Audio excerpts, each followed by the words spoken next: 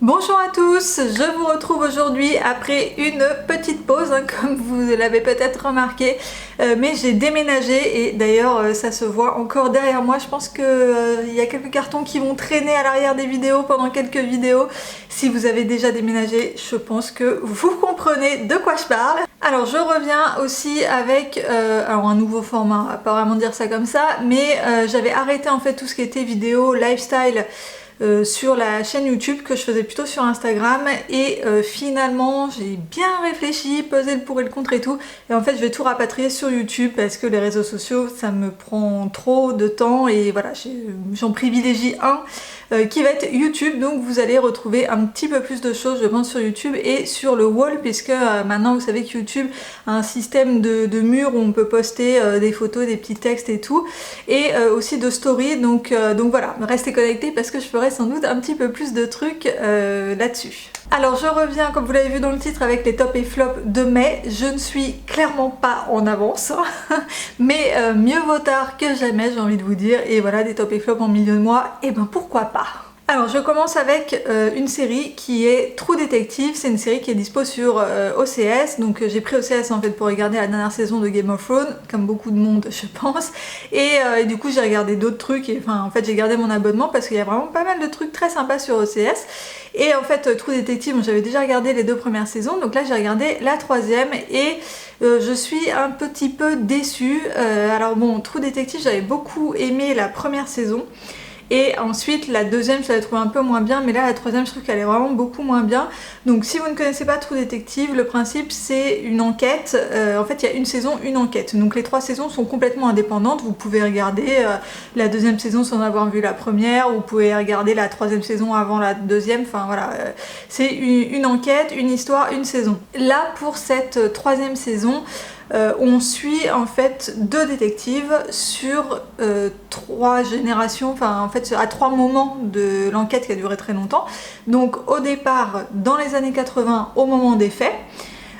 Donc les faits, ce sont 2 enfants qui disparaissent et un qui est retrouvé mort.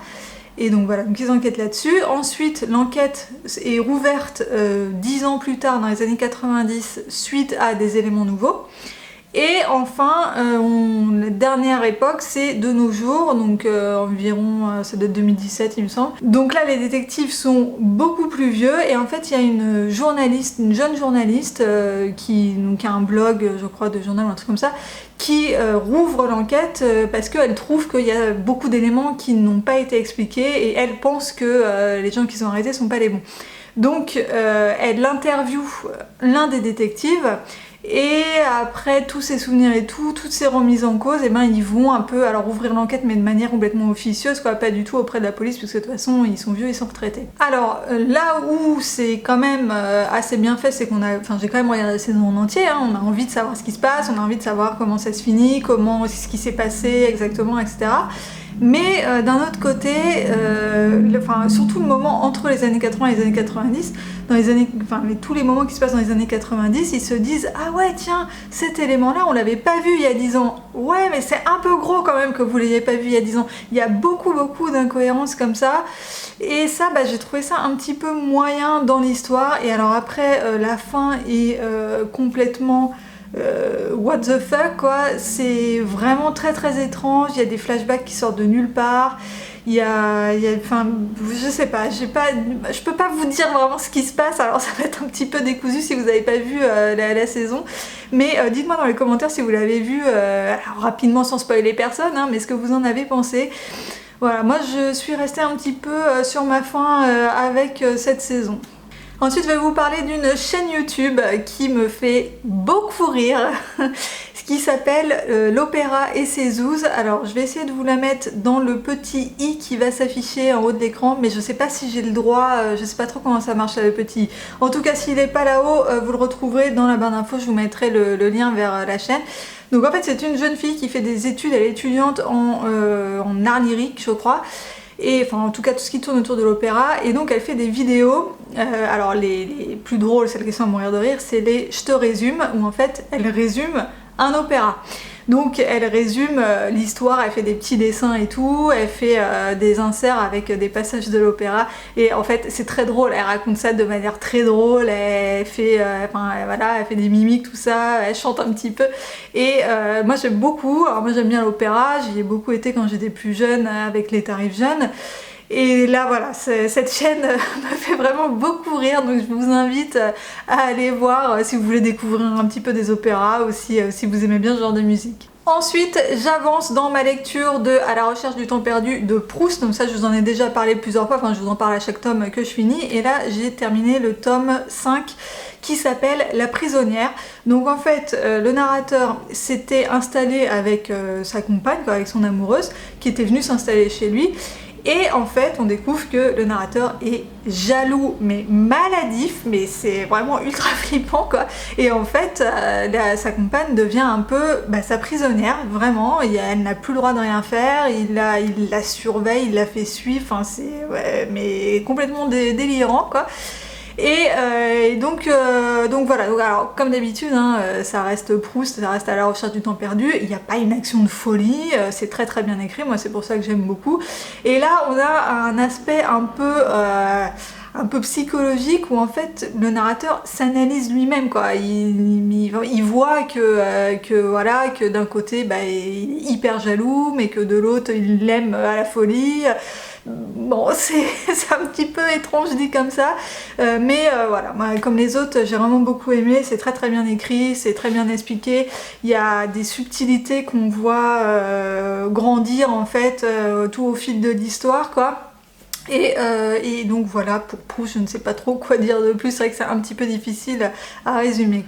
Ensuite dans mes tops de mai, il y a bien évidemment le concert de Metallica que j'ai été voir au Stade de France et ça je vous en ai parlé sur Instagram, j'avais fait une semaine spéciale Metallica dans les stories puisque Instagram a fait un partenariat avec Deezer je pense où on peut mettre de la musique maintenant dans les stories, donc je vous avais fait mon best-of des 7 chansons de Metallica que je préfère. Le concert c'était top, moi c'est la première fois que je les voyais en concert, alors que bon c'est vrai que maintenant je ne les écoute plus trop, mais quand j'étais au lycée j'ai beaucoup écouté Metallica et le concert était top, c'était super, voilà, c'est de la musique que j'aime bien, c'est très bien joué, le show était vraiment sympa, donc j'ai beaucoup aimé, dites-moi si vous aussi vous y étiez, c'était au Stade de France donc forcément il y avait beaucoup de monde. Ensuite je vais vous parler d'un spectacle qui malheureusement ne passe plus puisque je suis allée le voir vraiment les toute dernière date, il devait rester 3-4 dates après le jour où j'y suis allée, il s'agit de Tutu. Donc c'est un spectacle qui tourne depuis plusieurs années, donc vous l'avez peut-être déjà vu, dites-moi dans les commentaires. C'est un spectacle qui est assez rigolo, c'est un spectacle de danse, donc il n'y a pas de paroles ou pas de théâtre, quoi. C'est vraiment que de la danse. Mais c'est de la danse qui se moque de la danse, et vraiment tout y passe. Hein. Alors la danse classique, contemporaine, les shows télé, voilà, les shows télé de danse, la GRS, enfin il y a vraiment plein de styles. Tout est interprété par des hommes et il n'y a que des danseurs qui sont donc en costume, en tutu, en tenue de GRS et tout. C'est très drôle, alors moi je trouve ça toujours très fort d'arriver à faire rire sans parole en fait, enfin sans théâtre quoi, juste avec de la gestuelle. Je suis très contente d'être allée voir ce spectacle, c'est vrai qu'on voyait les affiches partout, depuis des mois et des mois parce que ça fait quand même un petit moment que ce spectacle tourne. J'ai passé un super moment et c'était très original, très bien fait, très bien construit, les danses sont très belles et tout, les danseurs dansent hyper bien, donc voilà, top. Et puis voilà, et donc voilà, ça clôture les top et flop. J'espère que ça vous aura plu de retrouver les top et flop sur YouTube. Je vous dis à très bientôt dans une prochaine vidéo. Bye bye.